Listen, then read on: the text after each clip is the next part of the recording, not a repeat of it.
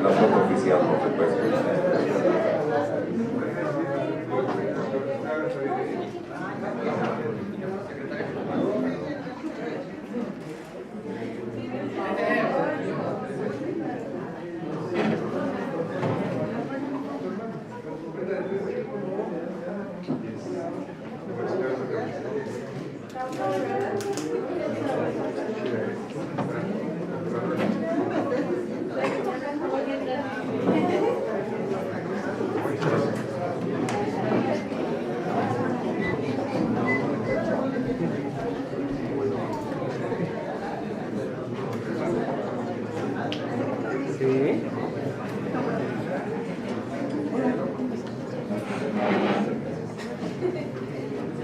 Daré lectura de la reseña curricular del licenciado Quintín Antar Dobarganes.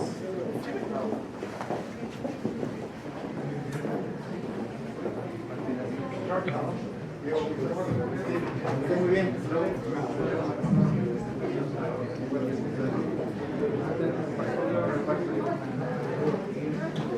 Vamos a escuchar al licenciado Quintín Antar Dobarganes Escandón, si es tan gentil.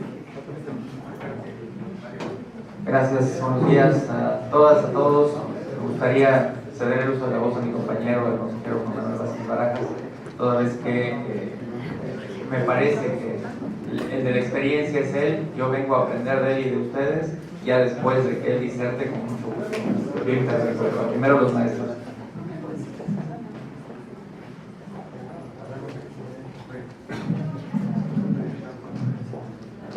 Buenos días a todas y todos. Vamos a poner la presentación.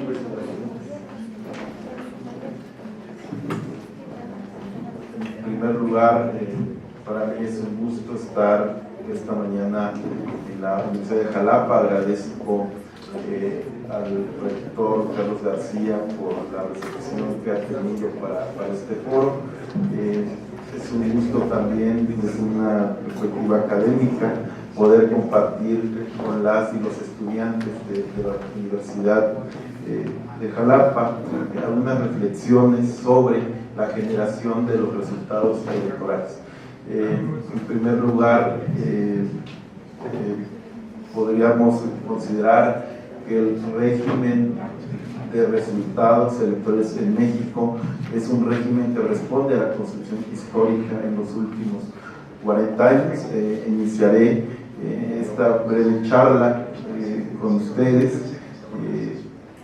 En primer término, el proceso electoral que recién pasó, a manera de memoria, solo referir los cargos que se eligieron.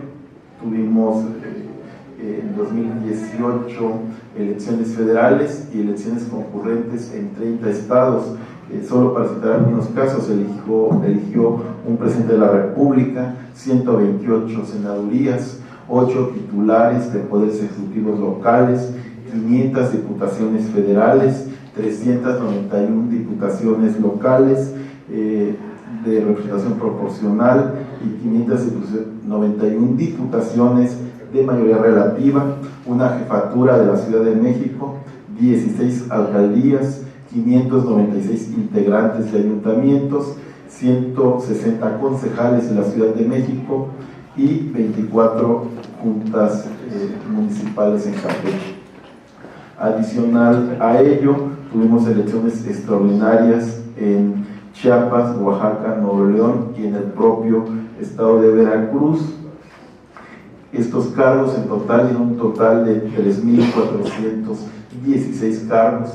En ese sentido, podríamos intentar considerar que la plataforma de construcción democrática en México se basa en la construcción de elecciones como un mecanismo para el tránsito del poder. México y sus elecciones representan un mecanismo de un esquema que en forma trianual podríamos considerar cómo están los márgenes de participación. En la gráfica podrán ver que de 1991 a 2018 no hay una gran variabilidad en el porcentaje de participación ciudadana. Estamos hablando que hay una caída, si lo vemos en términos de participación, mientras que en 1991 participó 65.9% de la población mexicana, hacia 2018 participaron 63.42% a nivel nacional.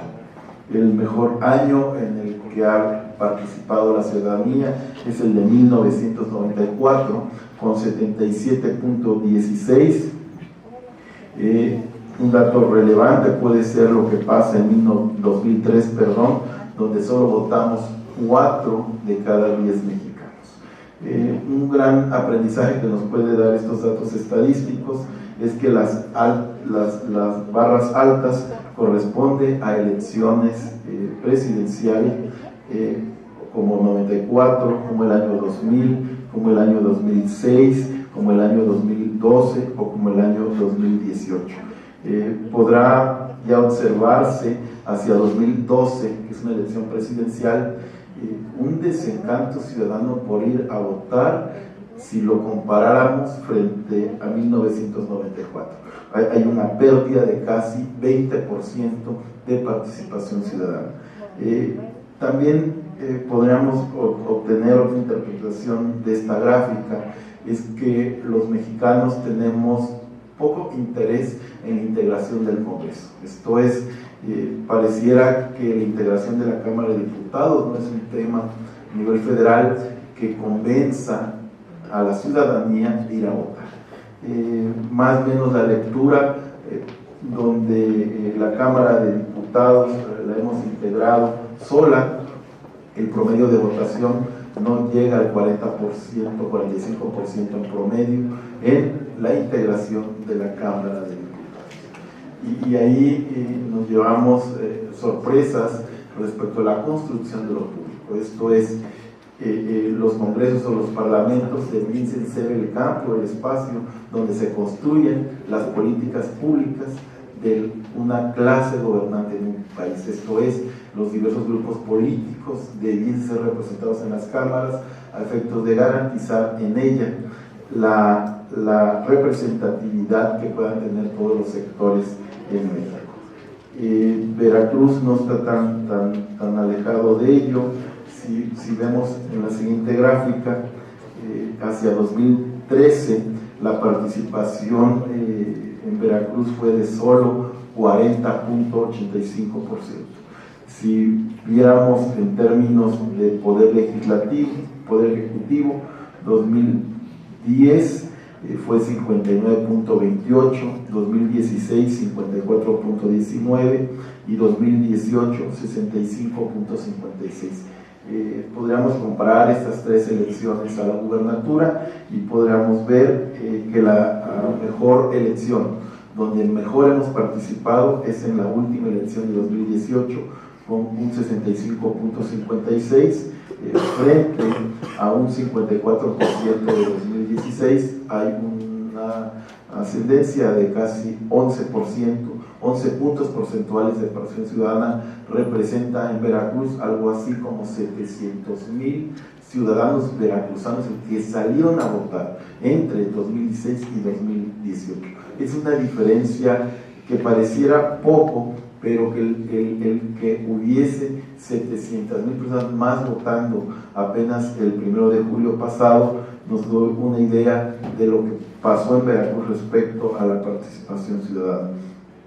¿Qué pasa con la integración de los congresos, con la integración de los ayuntamientos? En general son comportamientos parecidos a nivel nacional.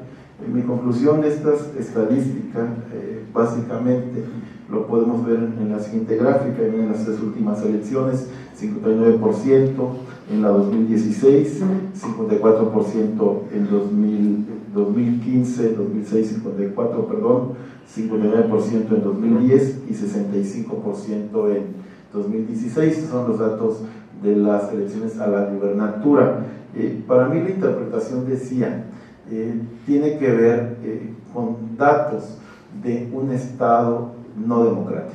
Y lo digo con lo que significa: no se espera que solamente 4 de cada 10 ciudadanos integren su parlamento o su Congreso. No son los mejores datos que tienen que ver con la construcción de ciudadanía, ni con la construcción de un Estado, donde se espera que las cámaras son el reflejo de las diferentes corrientes políticas que tiene el país. Y si solo ese Congreso es elegido por entre 4 y 4,5 ciudadanos de un país, eso nos debe dar una idea del déficit que podemos tener en democracia.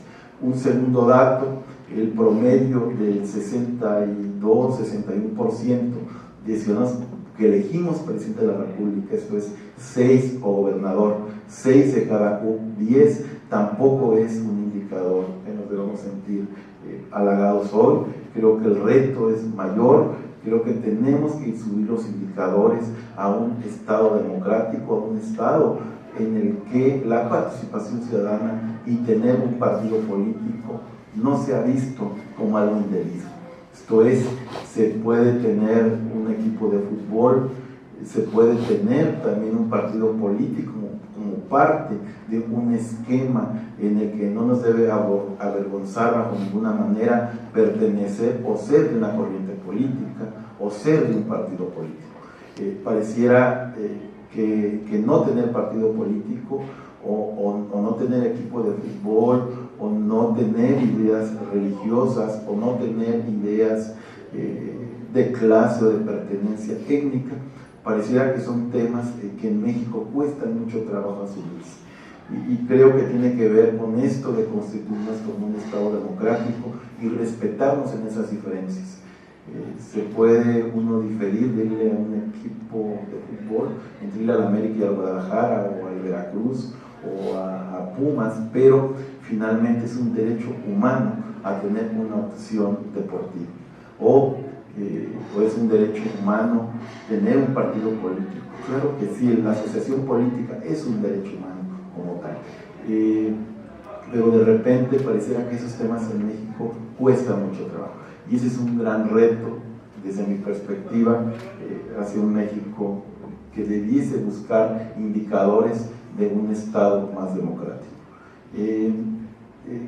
¿Cómo llegamos a esos niveles de participación? Y para eso lo quería comentar. México ha basado su sistema electoral en la desconfianza. Esto es, no hay un interés ciudadano por participar en las elecciones porque hay una desconfianza hacia el sistema de partidos, hacia el sistema político en lo global y hacia las propias autoridades electorales. Esto es, no partimos de principios de confianza, sino partimos de todo lo contrario. México ha tenido sismos naturales como el de 1985 o sismos como apenas el del año pasado de carácter natural, pero también ha tenido sismos políticos y terremotos trágicos en materia electoral que han generado este tipo de desconfianza. ¿Quién no recordará la frase de Diego Fernández de Ceballos en 1988 en la extinta Comisión Federal Electoral, cuando dice el sistema se cayó?